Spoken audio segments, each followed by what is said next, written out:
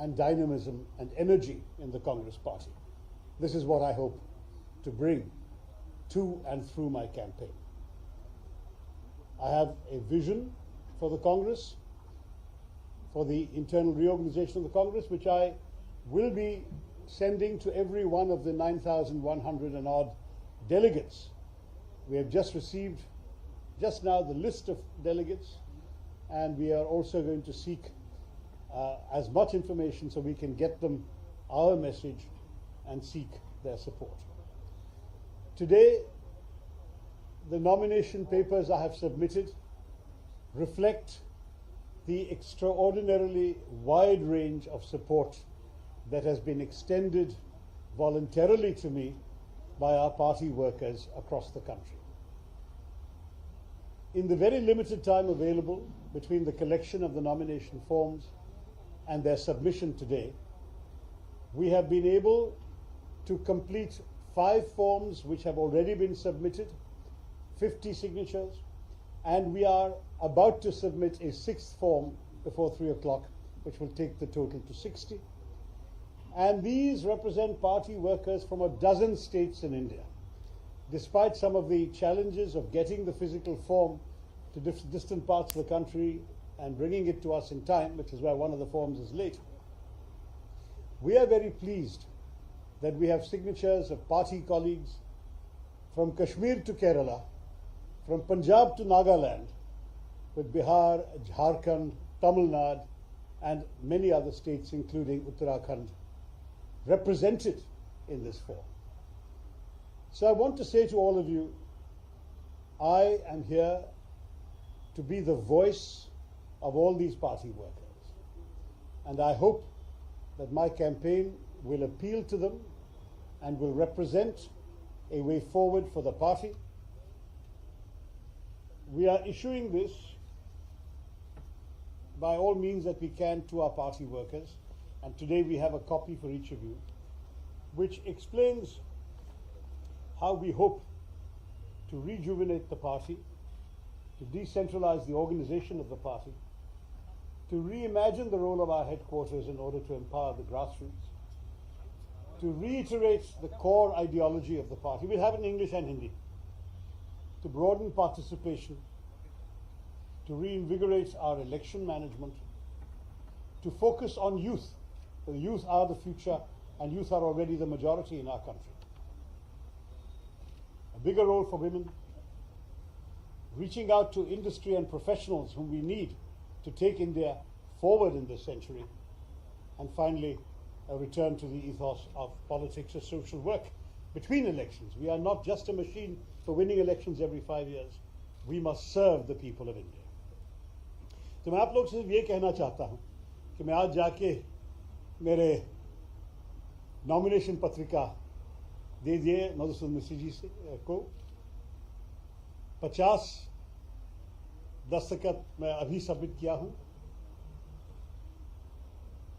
कश्मीर से केरला तक, पंजाब से नागालैंड तक, उत्तर प्रदेश से तमिलनाडु तक 12 राज्यों के कांग्रेस कार्यकर्ताओं ने हमें मदद की है, और मैं इस समर्थन से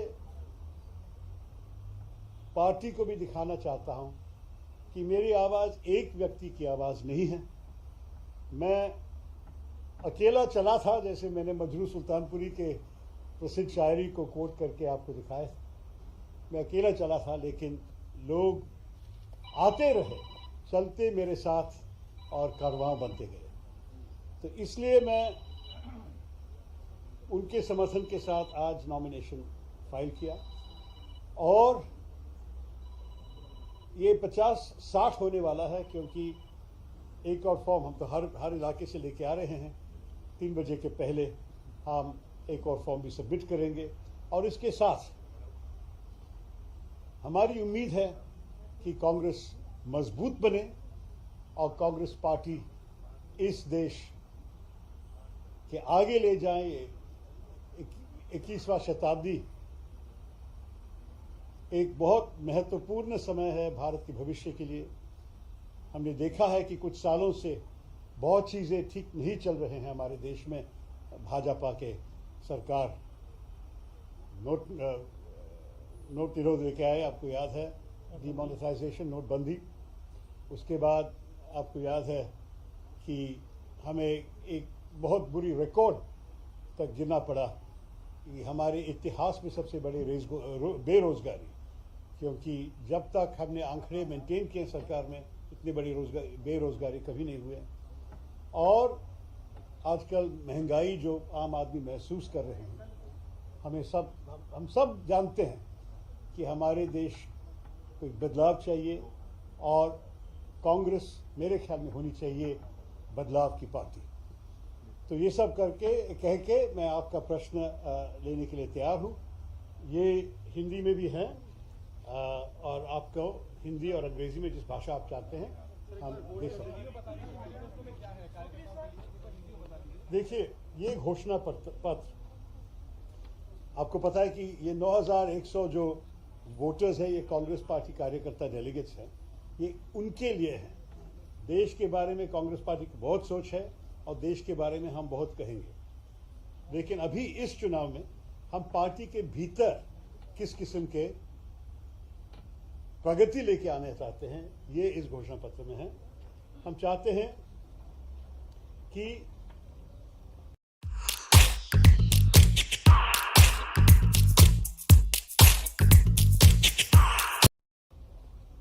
आप देखिए, कायाकल्प की प्रक्रिया को अपनाएं, बड़ी जरूरी है कि संगठन का विकेंद्रीकरण, हमें डिसेंट्रलाइजेशन की काफी जरूरत है इस पार्टी में। एआईसीसी मुख्यालय की भूमिका की फिर से कल्पना, पार्टी के मूल विश्वासों को दोहराएं। कभी कभी लोग भूल जाते हैं, ये भूलना कभी नहीं चाहिए कि हमारे संकल्प, हमारे सोच जो भारत के बारे में है, ये भाजपा और हमारी सरकार से बहुत अलग है और ये हम बार बार जनता को याद दिलाना चाहते हैं। पार्टी में व्यापक भागीदारी, चुनाव प्रबंधन को मजबूत करना, वो तो बड़ी जरूरी है, आपको पता है क्यों। युवाओं पर अधिक ध्यान, और ये मैं कह रहा हूं क्योंकि हमारे देश में युवाओं तो 50% तो पार किए हैं। हमारे देश युवाओं की देश है और हमारी पार्टी भी युवाओं की पार्टी होनी चाहिए। भविष्य में अगर भारत के 21वां शताब्दी को हाथ में लेके अच्छा रोशनी ले आना चाहेंगे इस देश में, तो युवाओं को हमें शक्तिकरण देनी ही चाहिए। महिलाओं के लिए बड़ी भूमिका, ये बड़ी जरूरी है। उद्योग और पेशावरों के लिए आउटरीच के लिए शुद्ध हिंदी किसी ने बताएंगे मुझे, लेकिन आउटरीच के बारे में कहा इसमें। और सामाजिक कार्य के रूप में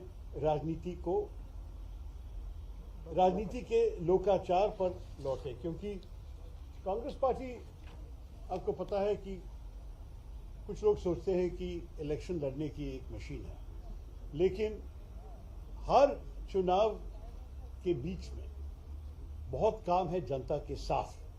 और जब हम ये करेंगे, हम गरीबों को मदद करेंगे, कोई अनपढ़ औरत को एक राशन कार्ड का एप्लीकेशन फॉर्म भरना नहीं आती, कांग्रेस कार्यकर्ता जाके मदद करते थे, शायद अभी करना चाहिए। अगर कोई गुंडा किसी के घर के अंदर घुस के गड़बड़ किया और पुलिस एक्शन नहीं लेना चाहते क्योंकि वो गुंडा की पार्टी अधिकार में है, तो कांग्रेस कार्यकर्ता जाके मदद देते हैं। कांग्रेस प्रतिनिधियों को फोन करके कोई और तरीके से मदद मांग रहे हैं इस औरत की। इस किस्म की सहायता जो हम सोशल वर्क, सामाजिक काम कह सकते हैं, ये भी पार्टी को करनी चाहिए। और ये सब मैं हमारे कार्यकर्ताओं को याद दिलाना चाहूँगा।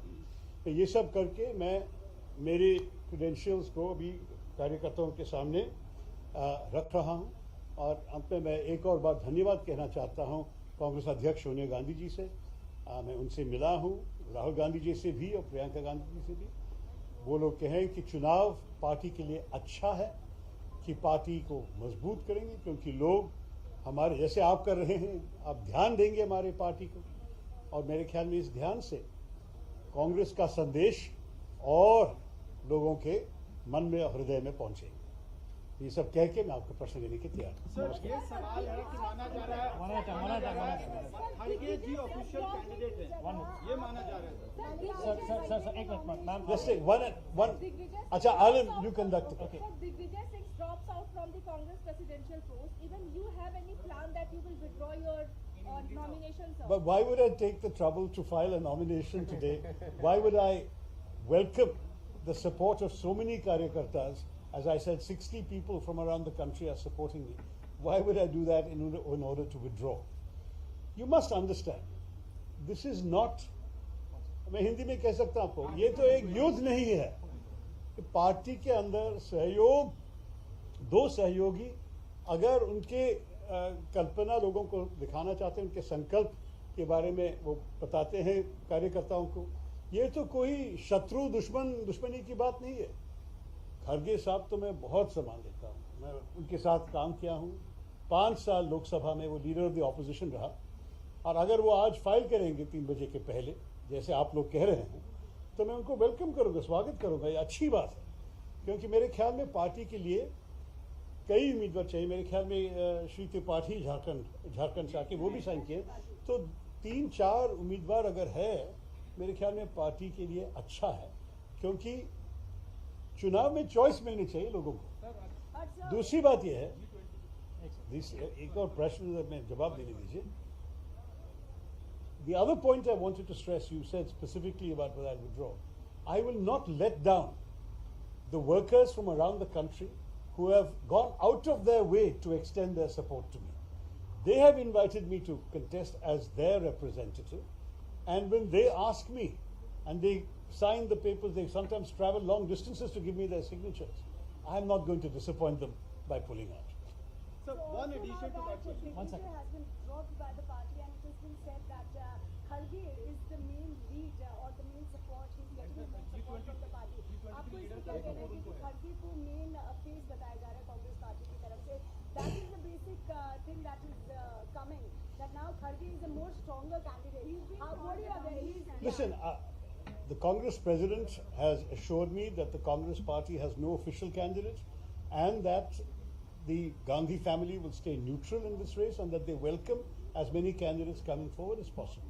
In that spirit, I have put forward my candidacy. It is not disrespect to anybody. It is a friendly contest that's going to happen. And as far as I'm concerned, in that friendly contest, we should be able to work cooperatively as colleagues. We are not enemies, we are not rivals, we are colleagues. And what we are interested in is seeing this party go forward. I might add, Kharge Sahab turned 80 just a couple of months ago, and at his invitation, I authored a fulsome tribute to him for his legendary accomplishments in politics. He was elected MLA 9 times. He was in the Lok Sabha once. He's been a terrific, twice I think, but anyway, he's been a terrific leader for many, many years. I think he's one of the great giants, the Bhishma Pitama of our party in some ways. He's the leader of the opposition in the Rajya Sabha. Let's respect Mr. Kharge. But there is no disrespect in saying that I have my own ideas to put forward, which may not be his ideas. He will put forward his ideas also, I'm sure, to the party workers. Let the party workers decide how to proceed. Sir, you are saying you represent the voice of the youth. So do you think Mr. Kharge will not be able to bring that rigor that you want to bring in the party? Look, I am not going to say anything negative about Mr. Kharge or Mr. Tripathi or Mr. Digvijay Singh. If these are party colleagues, they deserve my respect. I have nothing negative about anybody.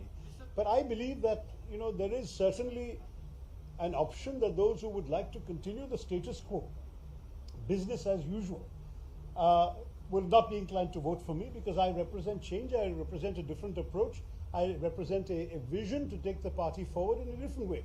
The party has had some great successes in its storied history, but for some years now we have been suffering setbacks. And the question is, how do we stop those setbacks, change the narrative and move forward? Mr. Tharoor, would you take look for a consensus candidate if that can happen in the party election? Then why have an election? If the only desire was for a consensus candidate, then the Congress president could have found somebody, and presumably a consensus would have been easily arrived at in the working committee. That's happened many times in the past. But once the working committee and the Congress president stood behind an election, that means an election must take place, and in that election, we must put our own ideas forward.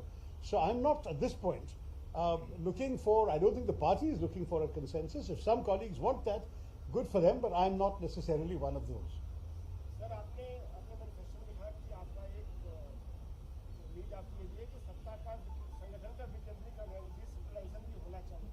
तो क्या अभी जो Congress party चल रही है उसको आपको लग रहा है कि इनकी तरफ भी चल रही है, सत्ता का विकेंद्रीकरण नहीं है, कहीं एक ही तो एरिया की सारी ताकत सीमित हो गई? देखिए, हमारी पार्टी, शायद सारे पार्टियां, मैं तो सिर्फ कांग्रेस के बारे में बोल सकता, लेकिन जो मैंने देखा है काफी सेंट्रलाइज्ड है। मतलब आपको अब देख सकते हैं कि जो तय करते हैं सब कुछ हेडक्वार्टर्स में पार्टी अध्यक्ष या पार्टी के नेता सारी चीजें तय करते हैं।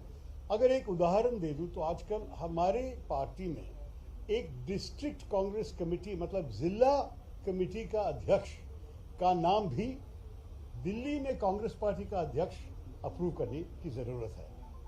ये तो पूछने लायक बात है कि क्यों?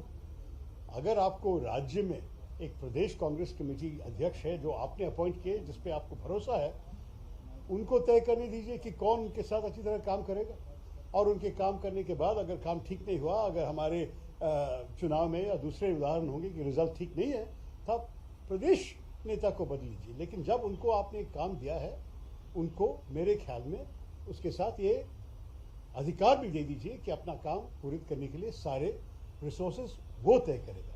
तो इस किस्म के उदाहरण मुझे कई एग्जाम्पल्स है, लेकिन देखिए आप लोग तो वोटर्स नहीं है इसमें। मैं पार्टी के कार्यकर्ताओं से चर्चा करके इस आइडिया को आगे लेना चाहता हूं। मलयाളം മീഡിയയിൽ കുറെ ചോദ്യങ്ങളുണ്ടോ? പറയൂ. Sir, one. അല്ല, നോക്കൂ, ഇത് ഓരോരോ വ്യക്തികളുടെ വോട്ടാണ്. ഒരു PCC ഏത് PCC വോട്ട്, ഞാൻ 12 പ്രദേശത്ത് നിന്ന് പിന്നെ സിഗ്നേച്ചർ കൊണ്ടുവന്നിട്ടുണ്ട് നമ്മുടെ ഈ നോമിനേഷൻ പത്രികയിൽ. പക്ഷേ ഈ 12 പ്രദേശത്തിലും മിസ്റ്റർ ഖാർഗെയുടെ പിന്തുണ ഉണ്ടാകുന്ന എനിക്കൊരു സംശയവുമില്ല. കാരണം ഇതാണ് ഒരു ജനാധിപത്യ തെരഞ്ഞെടുപ്പിന്റെ അർത്ഥം. നിങ്ങൾക്കറിയാമല്ലോ, ഒരു തെരഞ്ഞെടുപ്പിൽ എല്ലാ വ്യക്തികളും 9100 ചില്ലാൻ വോട്ടേഴ്സാണ് ഉള്ളത്. അവരെല്ലാവർക്കും സ്വന്തം അഭിപ്രായം, സ്വന്തം തീരുമാനം എടുക്കട്ടെ. എൻ്റെ അറിവിൽ ഒരു PCCക്ക് എല്ലാവരുടെയും പേരിൽ ഒരു തീരുമാനം എടുക്കാൻ അവകാശമില്ല എന്ന് മാത്രമല്ല, മിസ്റ്റർ മിസ്ത്രി പറഞ്ഞു അത് സമ്മതിക്കില്ല. ഒരു തെരഞ്ഞെടുപ്പ് ഉണ്ടെങ്കിൽ ആ തെരഞ്ഞെടുപ്പ് ശരിക്ക് നമ്മളുടെ ഭരണഘടനത്തിൽ എഴുതിയ നിയമങ്ങൾ പ്രകാരമാണ് നടക്കേണ്ടത്. So just stressing that as far as the constitution of the Congress is concerned, there is no provision for PCCs to pass resolutions binding all their delegates. Every individual delegate has the right to vote as he or she wishes, and that is the way in which we expect to see the election conducted. आपने कहा कि चुनाव है, neutral होगा, ऐसा आपको top management ने कहा है, गांधी परिवार ने ऐसा कहा है। जी जी। जब G23 लीडर पूरा सपोर्ट खड़गे साहब को देंगे तो फिर निष्पक्षता कहाँ रह जाती है? लेकिन ये G23 क्या है, असल में यही पूछना चाहिए, क्योंकि ये तो माध्यमों के मन में है। जैसे मैं जानता था कि 2-3 हमारे वरिष्ठ नेताओं एक चिट्ठी लिखी और वो दस्तखत मांगे कई लोगों से, लेकिन कोविड लॉकडाउन का समय था और उस समय सिर्फ 23 लोग उनको मिले दिल्ली में दस्तखत करने के लिए। लेकिन उन लोग, मेरे ख्याल में 100 से ज़्यादा लोग का समर्थन मिले टेलीफोन पे, लेकिन ये चिट्ठी में 23 लोग साइन किए। उन 23 लोग में आपको पता है कि 3 लोग पार्टी छोड़ के चले गए और दूसरे पता नहीं उनके स्टैंड क्या है इसके बारे में। लेकिन उस चिट्ठी जो लोग साइन किए हैं उसमें कई बदलाव चाहते थे लोग। एक उदाहरण है कि चुनाव कि अध्यक्ष स्थान के लिए भी चुनाव और कांग्रेस वर्किंग कमेटी के लिए भी चुनाव। मेरे ख्याल में ये सब चलना अच्छी बात है। तो अभी कांग्रेस पार्टी कर रही है, मतलब ये चिट्ठी कांग्रेस पार्टी ने काफ़ी गंभीरता से पढ़ के समझी है। अगर आप उनके बारे में बोल रहे हैं तो ये 23 लोग मेरे ख्याल में कभी भी एक साथ इकट्ठे नहीं हुए हैं मेरी जानकारी में। अगर उनमें से कुछ लोग, 4-5 लोग जो भी है, खरगे साहब को मदद करेंगे, मैं बिल्कुल रिस्पेक्ट करता हूँ। ये तो अच्छी बात है खरगे साहब के लिए। लेकिन जब 9100 लोग अपनी राय को तय करके वोट देना है तो 4-5 लोग पूरे के लिए निश्चय नहीं कर सकेंगे ना। मेरे ख्याल में वो लोग अगर 23 के लिए भी नहीं निश्चय किए हैं तो 9000 लोग के कैसे निश्चित हो जाएगा? മല്ലികാർജുൻ ഖാർഗെ ഔദ്യോഗിക സ്ഥാനാർത്ഥി ആകണമെന്നില്ല എന്നാണ് ഒന്ന് ഉദ്ദേശിച്ചത്? അല്ല, എനിക്ക് എൻ്റെ നമ്മളുടെ പാർട്ടി അധ്യക്ഷ എന്നോട് പറഞ്ഞത് മാത്രമേ എനിക്ക് പറയാൻ സാധിക്കൂ. എനിക്ക് അവരിൽ പൂർണ്ണ വിശ്വാസമുണ്ട്. അവർ പറഞ്ഞ അവർക്കൊരു ഔദ്യോഗിക സ്ഥാനാർത്ഥി ഇല്ല. അവർ ഈ തെരഞ്ഞെടുപ്പിൽ ഒറ്റയ്ക്കാണ് അവർ പിന്നെ ഓരോരോ സ്ഥാനാർത്ഥികളെ കാണുന്നത്. അവർ ന്യൂട്രലായിരിക്കും, ആർക്കും പിന്തുണ കൊടുക്കില്ല എന്നവർ പറഞ്ഞിട്ടുണ്ട്. ഇനി നിങ്ങളുടെ മാധ്യമത്തിൻ്റെ അഭിപ്രായത്തിൽ ഓരോരോ സിഗ്നച്ചറിൻ്റെ അർത്ഥം വേറെ വല്ലതുമാണെന്നുണ്ടെങ്കിൽ അത് നിങ്ങൾ തന്നെ തീരുമാനിച്ചോളൂ. ഞാൻ എൻ്റെ അധ്യക്ഷ പറഞ്ഞ കാര്യങ്ങൾ ഞാൻ മുന്നോട്ട് മനസ്സിലാക്കിയിട്ട് മുന്നോട്ട് പോകാൻ സാധിക്കുള്ളൂ. ഞാൻ അദ്ദേഹത്തെ കണ്ടിട്ടുണ്ട്, പല നേതാക്കളോട് സംസാരിച്ചിട്ടുണ്ട്. പലവരും എന്നോട് ആ സമയത്ത് പറഞ്ഞത് അവർക്ക് കുറച്ച് സമയം കൂടി വേണം ഇതിനെക്കുറിച്ചൊക്കെ ചിന്തിക്കാൻ. ആ ചിന്ത എടുത്ത ശേഷം അവരൊരു സ്റ്റാൻഡ് എടുത്തിട്ടുണ്ടെങ്കിൽ അത് അവരുടെ തീരുമാനമാണ്. നമ്മൾക്ക് ഒരു സ്വാതന്ത്ര്യമുണ്ടല്ലോ രാഷ്ട്രീയത്തിൽ ഓരോരു തീരുമാനമെടുക്കാൻ. ഇന്ന് 2 യുവ MLA കേരളത്തിൽ എനിക്ക് പിന്തുണ പ്രഖ്യാപിച്ചു, ശബരിനാഥനും മാത്യു കോയനാഥനും. അപ്പം ഇങ്ങനെ നമ്മൾക്ക് പ്രായമുള്ള ചില നേതാക്കളെ നല്ല ബഹുമാനമുണ്ട്. പക്ഷെ ഭാവിയെക്കുറിച്ച് ചിന്തിക്കുന്ന ചില ചെറുപ്പക്കാർക്ക് വല്ല വേറെ ഐഡിയാസ് ഉണ്ടെങ്കിൽ അതിനെയും നമ്മൾ സീരിയസ് ആയി എടുക്കണ്ടേ? അതാണ് ചോദ്യം. So there's one question. When you went with your supporters, but when Mr. Kharge went, there was Mr. Gehlot, Digvijay Singh, Dipendra Huda, so a battery of leaders backing him, which sends out a signal that the High Command is some way with him. So where does the neutrality of the election stand in that case? I go by the assurances given to me by the party president and by other leaders, including the former president. They have made it very clear that as far as they're concerned, there is not and will not be an official candidate. Now, if appearances suggest otherwise, I think that one of the differences between the approach that has been adopted of a whole series of senior leaders going, and in my case a whole series of ordinary party workers going, it already tells you a story. Do you want the continuation of the status quo? Do you want the establishment to continue in this way? Then definitely you must vote for Mr. Kharge. Do you want change? Do you want to empower the grassroots? Do you want to give opportunities in the party at the lowest levels, revitalize and re-energize the districts, the blocks, the states, rather than being a top-heavy, inverted pyramid kind of organization? If you want that, then please consider voting for me.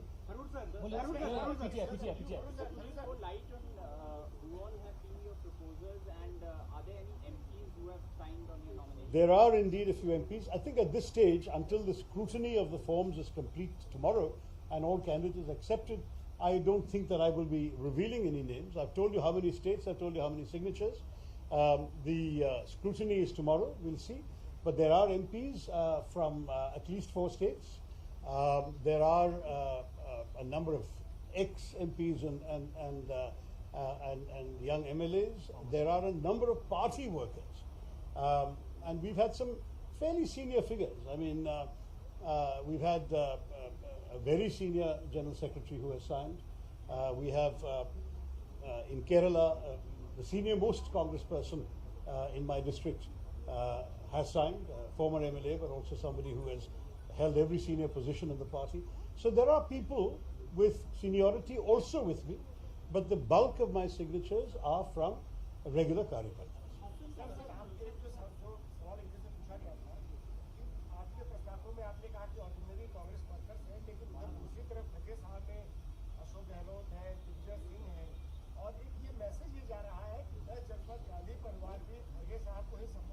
देखिए, अगर ये message आप तक पहुंचे तो आप उनसे पूछिए ना कि ये है आपका संदेश, क्योंकि जो कांग्रेस अध्यक्ष और उनके नाम पे जो मेरे ख्याल में प्रेस कॉन्फ्रेंस में भी बताया गया था कि कांग्रेस पार्टी का ना कोई ऑफिशियल आधिकारिक उम्मीदवार है, ना कोई होने वाला है, और इसलिए जो भी इस चुनाव में भाग लेना चाहता है कि उनको करनी चाहिए.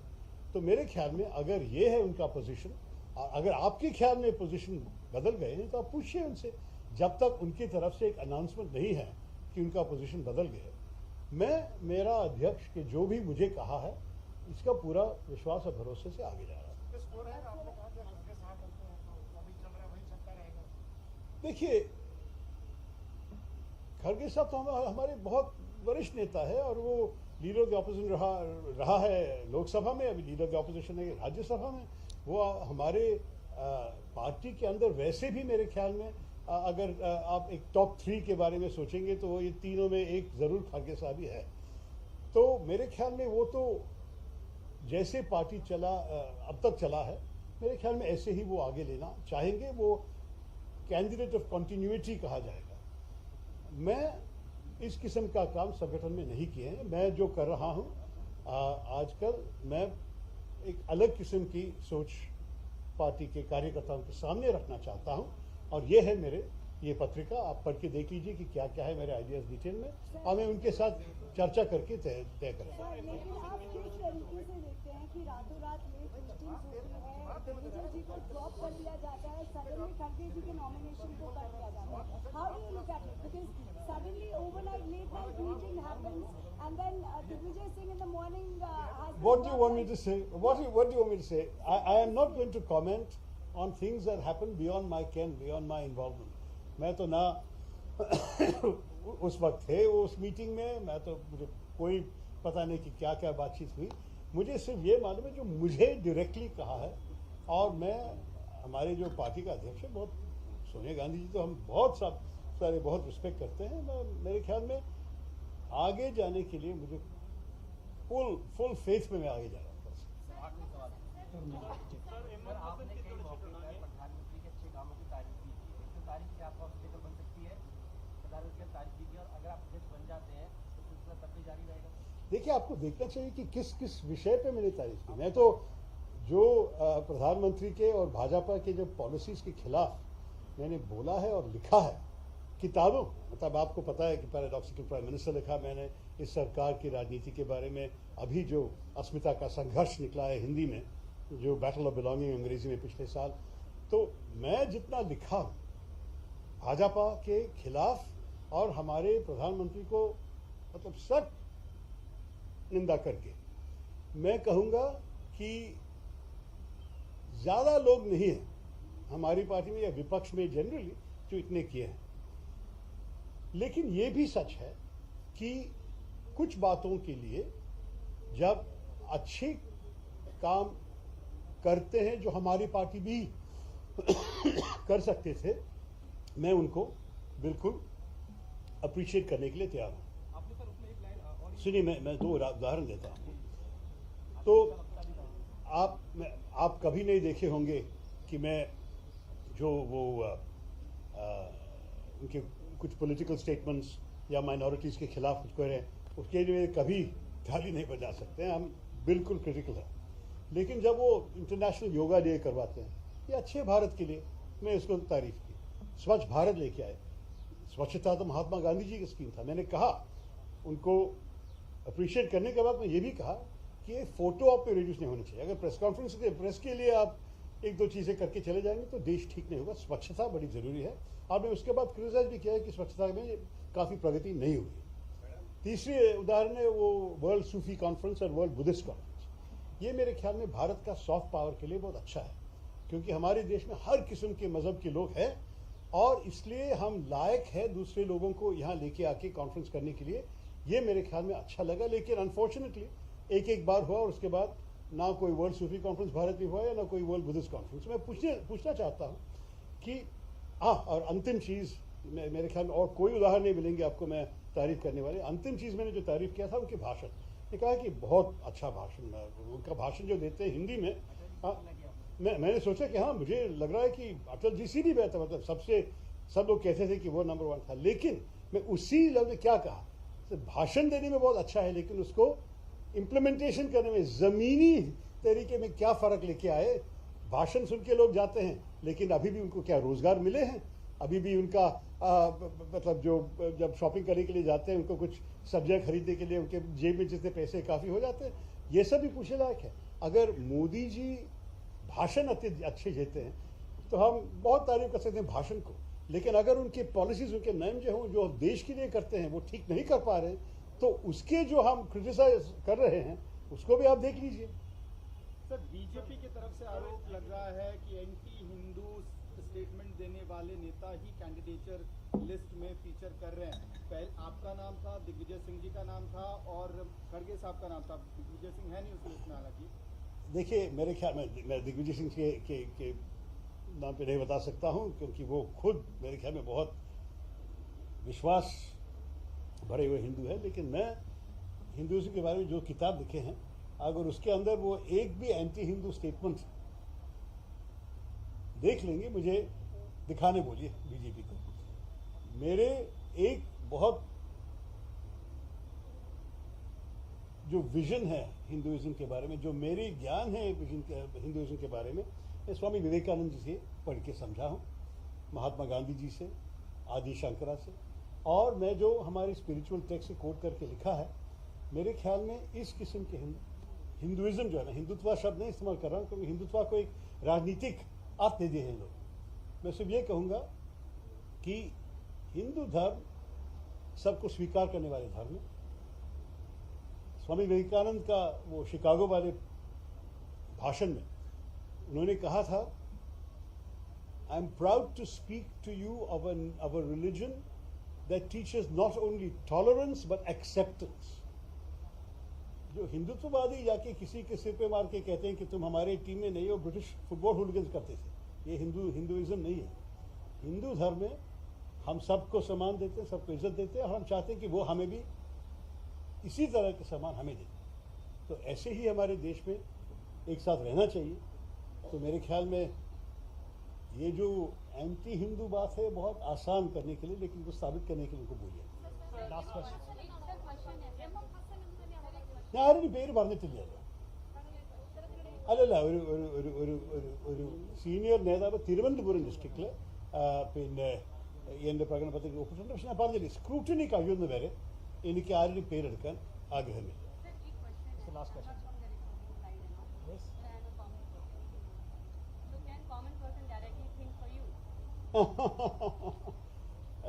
This is an election only for Congress voters. Without any, app or, putting your numbers or an, because it's a lot of procedure when we, try to, enroll with any BJP or Congress or Aam Party. They become very politics. So people get very disturbed. कि app download करो, फिर इसको करो, उसको करो, उसको करो. We want my relation with my leader should be very transparent. So we need people like you. Let me say very honestly that one of the reasons that many party workers called me and said they want me to contest for this is they argued that I would attract people to the Congress Party's mission who are not amongst the traditional voters of the Congress Party. As you say, you are not.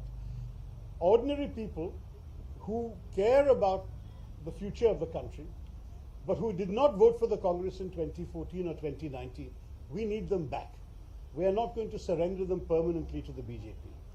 And therefore, if I, through my ideas and my outreach, can attract such people back into the party, I am very happy to do it, and that is the reason why so many people wanted to sign my form.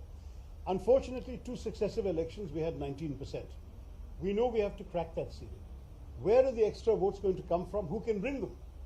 So many workers said to me, you are a person who can attract the public, and the public will come back to the Congress Party if you are there. So in that spirit I'm going. Obviously part of that is access to the public and access to the party workers. Yes, and we will ensure that that improves considerably. In addition to this, sir, I was just there for only 10 to 20 minutes, sir. Very impressive. Okay, sir. And I told one of your bodyguards, sir. I have no bodyguards. They are all friends, party workers, कार्यकर्ता. I told him that it should, after hearing the speech, I'm believing it, not thinking. Thank you very much. Diksha, yes, she's been waiting for a long time.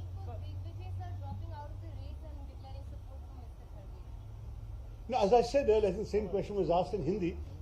The fact is that I think every individual delegate has the right to support whom they consider right for the party. And I'm not surprised that the establishment is rallying behind the status quo. If you want the status quo, I think you should vote for Mr. Kharge.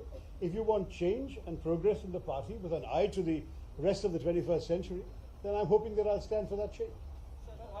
Last question. Sorry, Malayalam.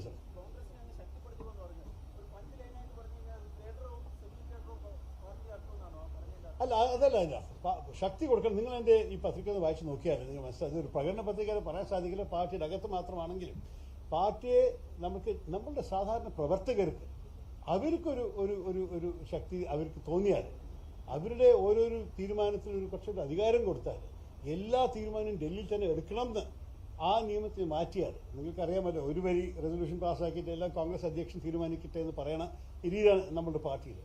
അതിനെ മാറ്റിയിട്ട് നമ്മളുടെ ഓരോരോ സംസ്ഥാനത്തിലും ഓരോരോ ജില്ലയിലും ഓരോരോ ബ്ലോക്കിലും നമ്മുടെ പ്രവർത്തകർക്ക് അവർ കയ്യിൽ കുറച്ചും കൂടി അവകാശം കൊടുത്താൽ ഈ പാർട്ടി നന്നാവുമെന്നാണ് എൻ്റെ വിശ്വാസം. लास्ट दुनिया भर में जो मशहूर शशि थरूर अभी मेरे पास एक सवाल आया। बीजेपी की तरफ से स्टेटमेंट आ रहा है कि ये कहा जा रहा है कि कठपुतलियों में चुनाव हो रहा है और एक कठपुतली को चुना जा रहा है। ये बीजेपी लीडर ऐसा स्टेटमेंट दे रहे हैं। देखिए, इसमें तो मेरा कुछ कमेंट नहीं है, आप उनसे पूछिए कि इसका मतलब क्या है.